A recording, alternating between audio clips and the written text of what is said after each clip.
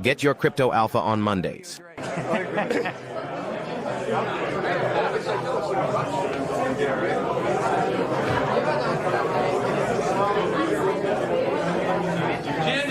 good evening, everyone. Welcome to Crypto Mondays, New York City. How y'all feeling tonight?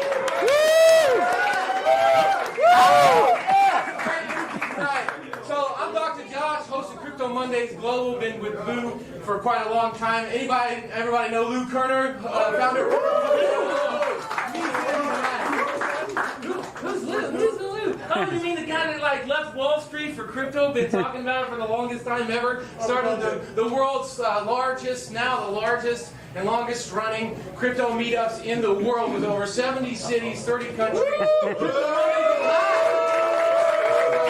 It's not only Lou that runs Crypto Mondays. We have Crypto Mondays London, Paris, Barcelona, everywhere around the world. I'm getting to that. We have had Stanford, Connecticut for a long time. And my man Kim Chapman here is the host coordinator of Crypto Mondays Stanford, and also he is institutional head at XDC, this big top 60 blockchain right here. This is amazing time, but not only do we have Ken here, we also have Abhishek, who was part of Crypto Mondays Bangalore, India. Abhishek! So we have it all over the world. We're excited if you come to Crypto Mondays. The best thing about Crypto Mondays, besides obviously the great sponsors, food, drink, great connections, which is most of the things, so I'll get off here quick.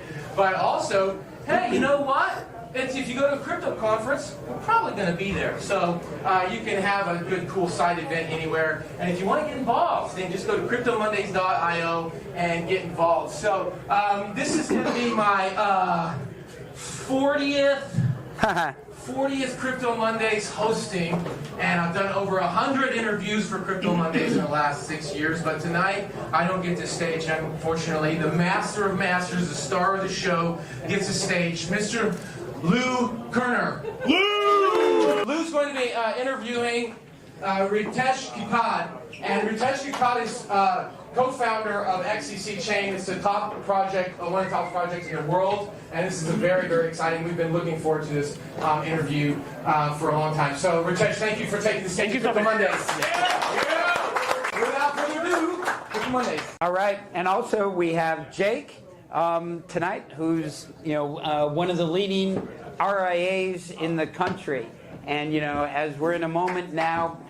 Digital Wealth Partners. All right. So we've got a packed house tonight because of you guys. So your reputation precedes you. Why don't we start with just for those, I think a lot of people here know XDC, but for those who are less familiar with it, why don't you start just introduce us to XDC? Yeah, so here I see a great energy everywhere, the great energy between all the peoples. So XDC is a layer 1 network, and we are EVM compatible, and we are the fastest. And when you look at the top 5 or 6 proof of stake based network, we are one of the oldest chain. So we started in 2019, and we were the very ahead in terms of proof of stakes. Even Ethereum just went proof of stake last year. So we are one of the oldest proof of stake chain. We are one of the top 6 in terms of market capital. And we specialized around trade finance, trade document digitization, real world assets, and payment use cases. And I see many people, they are supporter of XDC since 8 to 9 years. So I look forward to meet you everyone one by one. Great to meet you all people. Thank you so much. All right, so I've been in crypto. I just had my 8-year anniversary. I've written more than 300 crypto blog posts. The second most read one was titled "Prepare Yourself for the Coming Security Token Tsunami," and I wrote that in June of 2018. So I'm well prepared. Where are we in terms of RWA adoption? If you look at the current curve, nowadays, since last 1 year. Here, try it. So RWA, I was looking to various data. If you look at, currency circulation, it's more than around 38 trillion only US dollar. If you combine all of them, it comes around 89 to 90 trillion dollars. If you look at stock, it's around 125 trillion. If you look at stock market, it's around 150 trillions. If you look at real estate, it's more than like 150 trillion. We just started this journey. So you imagine the potential of a blockchain technology to digitize all real world assets. So I'm very bullish about upcoming development and adoption from the various governments. And people started, you look at the current data around RW, it's hardly anything, like 45 or 50 billion or like 60 billion. But still, there is a great path. So right now, government, they are adaptives. Many trade bodies, like I just spoke to someone and like they told like they want to replicate model of Singapore. We are working closely with the Singapores and stuff. So adoption curve is very fast, and people, they got a FOMO feeling, especially after if you look at the various legislations. So right now adoption curve is very fast. The RWA market is growing very fast, and we see a great path for us. So what, in terms of RWA, what's working today? If you, so I give all the example like real estates, stablecoin, commodities total market. You convert all the commodities around 900 trillion. Right now it's nothing. We have we got success with Comtech Gold, which is tokenized gold. We have US Treasuries. We have real estates. So all these 4-5 products is working except equity. The security, there is a lots of problems from the regulatory side. It's not very much clear. But commodity is working, real estate is working, US Treasury is working, and trade document design is also working. Great. And Jake, we're lucky to have you here tonight. You're one of the leading RIAs, and we're thinking about institutional money coming in and RIAs. Why did you get involved? What are you seeing? For RWAs? Or, yeah. Okay. So. Well, and then broadly, you can start with crypto more broadly. To make money. Right. No, but the technology itself obviously is super progressive. It allows for access and democratization of these assets to people that normally wouldn't be able to get to them. I mean, it's like 1.7 trillion people around the world that are unbanked, or 1.7 billion, excuse me. And so for them to be able to access banking on their smartphone, it's huge. And then the advent of RWAs, I think we're right in the infancy, like to your point. I put out some content, I don't know, it's probably been a month ago, but I looked at the total market cap of a bunch of different asset classes. You rattled off a bunch of them. One that I think is kind of a misnomer that most people kind of glance over is insurance. Insurance is, trillions of dollars globally, and there's maybe 200 to 400 million tokenized on chain at this point. Yeah. It's almost nothing, and so, but we're starting to see it. And XCC is obviously a huge leader in this. Comtech Gold, like you mentioned, we were in Dubai a couple years ago and at your office, and I got to meet a lot of the dApps that you guys were building with Plugin and many of the others.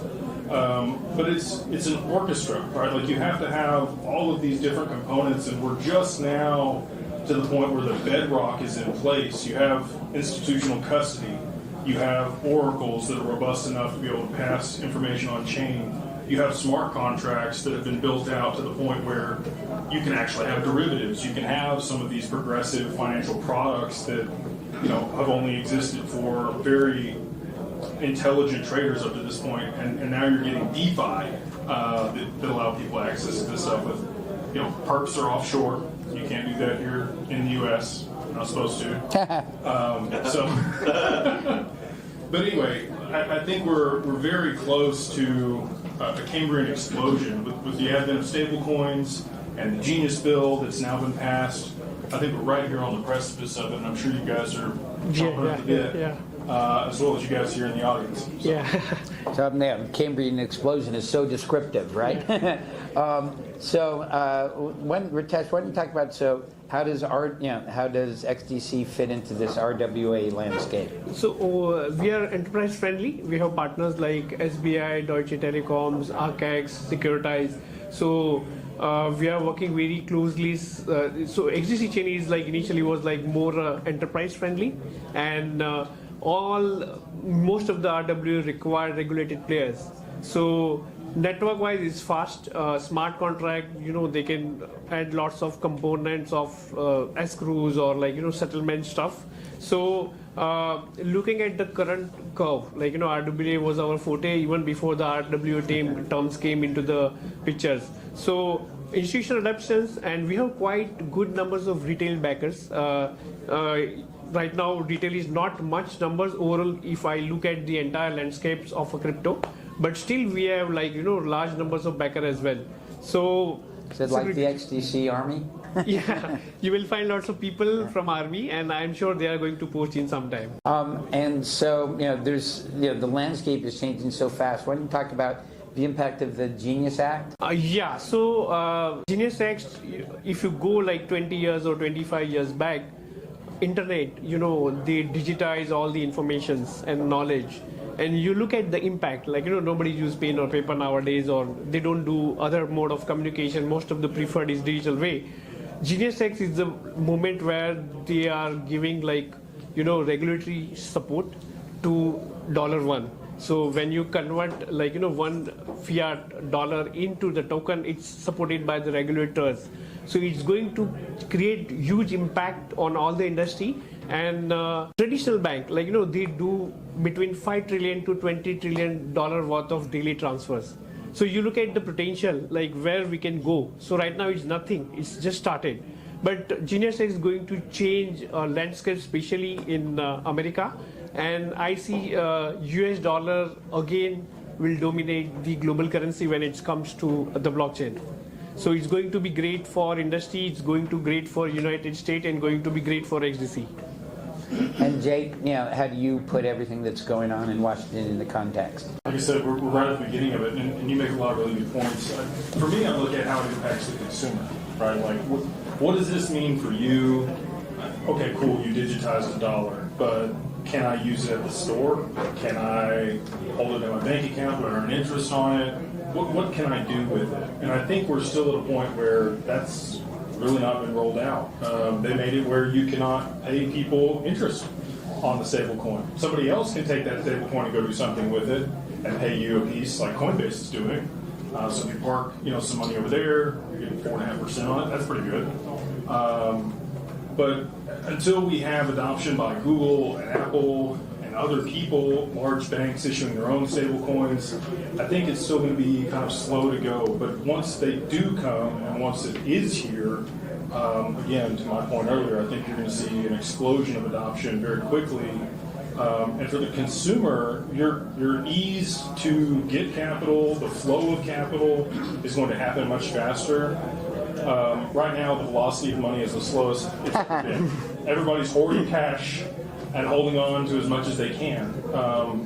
And we've still had inflation. You've got, the into money supply and the velocity of money across an economy is what drives inflation between those two. So in order for them to reduce that into money supply, they need people to start moving that money around. And I think with the advent of stable coins, that could happen very quickly.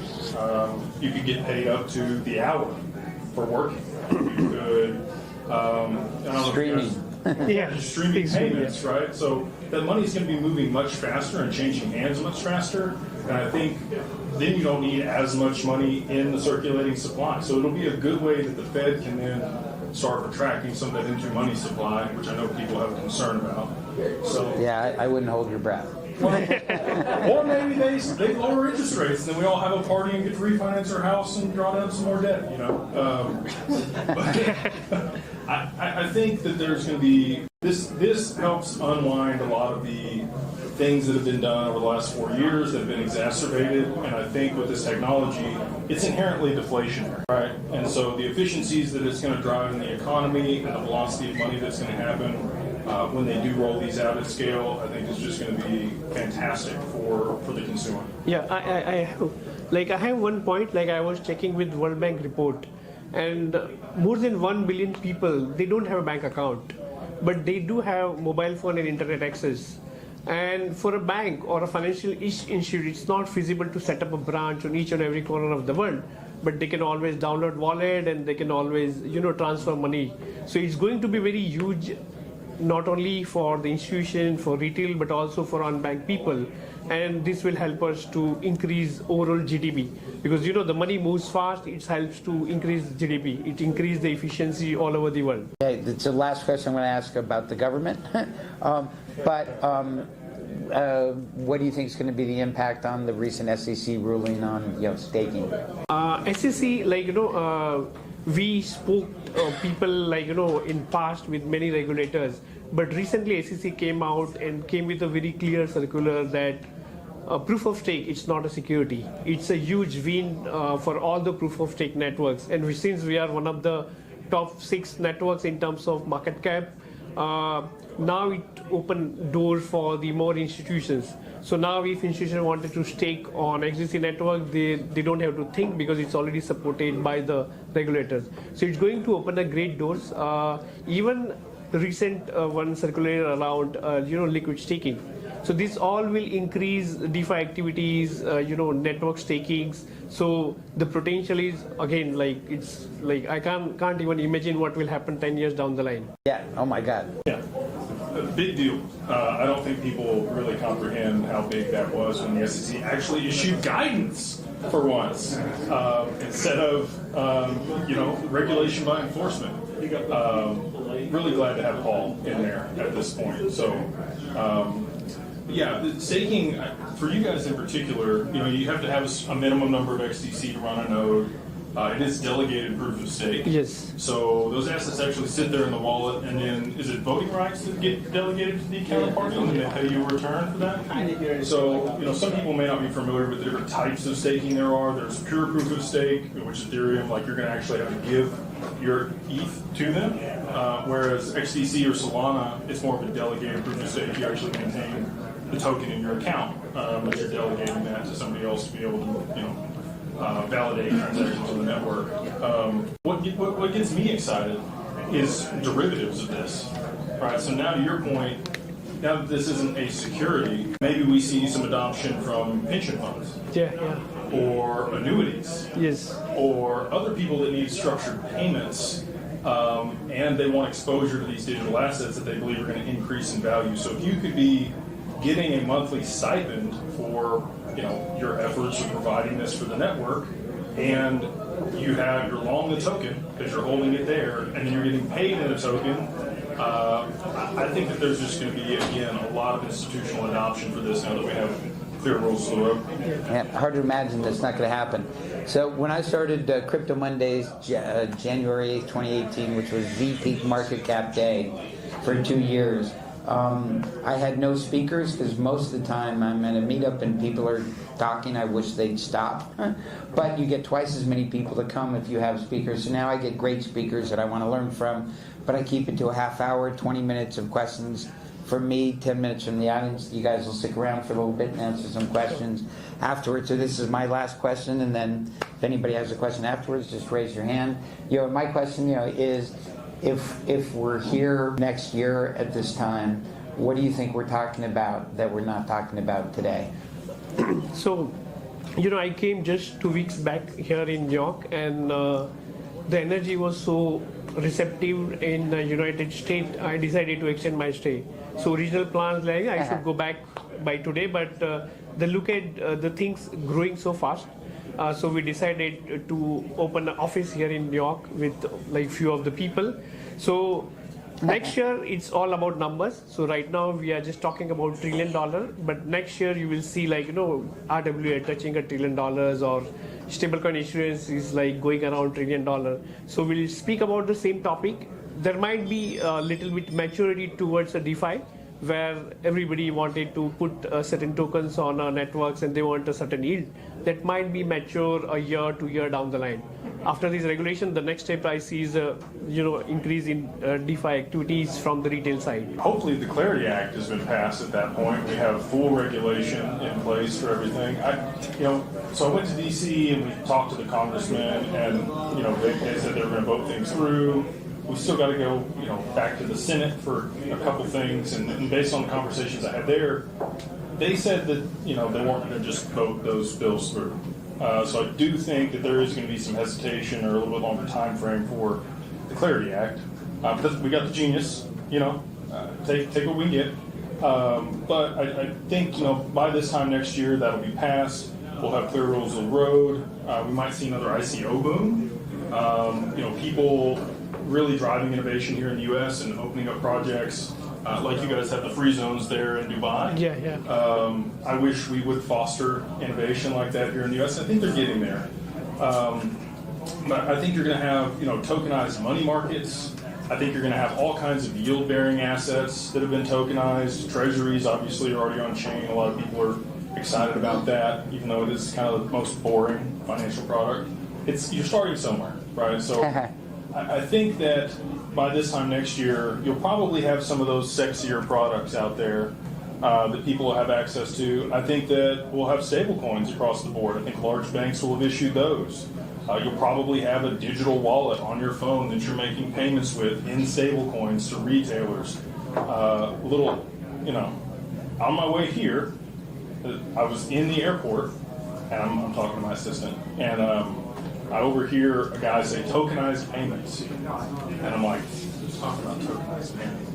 I look over, and he's on the phone, and this gentleman works for MasterCard.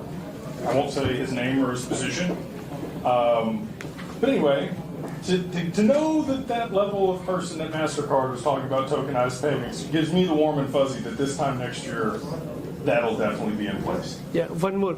So similar example, I used to talk to one of my friend from a banking. He's a head in the top banks. So just last week he called me. Oh, Ritesh, look at Genius Act is clear now. Our bank is also planning to come out with the stable coins. So this kind of activity started, and they started getting some kind of a FOMO feelings. PayPal also instantly added few of the stable coins. Visa card also announced very recently they are also adding some of the stable coin into their settlement network. So everything is going so fast that even between the institutions they started getting some kind of a FOMO. They want to do something very quickly, and they see now regulatory landscape is very clear. So everybody is coming. So next year we might see, as mentioned, few banks, they are going to issue their own stablecoin as well. Yeah, I think that's coming. So as I said, open up to the audience.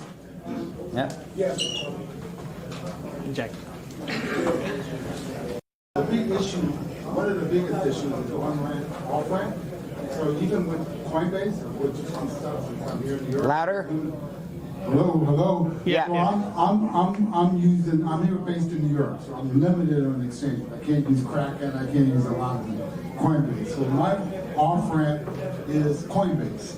So when will we solve the problem if we can have stable coins and crypto move to the retail level, which is, and I do transactions, most is Tether. Tether dominates. I can tether around the world, and the people I know don't need to go on-ramp, off-ramp. They trust each other, and they do transactions. When do you see that happen more on a global basis? In particular, in how XDC helps with that? Yeah. So I remember, I was very initial internet users, and when I used to go to the meeting with the customers, and I say, I send you a mail. He says, don't care, I want to print out. So same thing applicable in your case. Like in future, it's not about on-ramp, off-ramp. It's only one thing. It's only on-ramp, and you can able to pay using your money. You can able to stake your token. You can able to buy a coffee using that things. So it's going to similar the postal converted into email and telephone line converted into the messenger stuff. Same thing is going to happen in future where you are only dealing within the token itself. So you will have everything. Like if you want to stake, you want to buy something, you want to invest something, you want to buy your house, you want to buy paintings and everything, it will be available on the stables. So gradually I see that on-ramp, off-ramp might be reduced over a period of time. Right now it's more like on-ramp, fiat money coming to the tokenized version. So this is what trend I see few years down the line. Cool. Anybody else? We've got another question back there.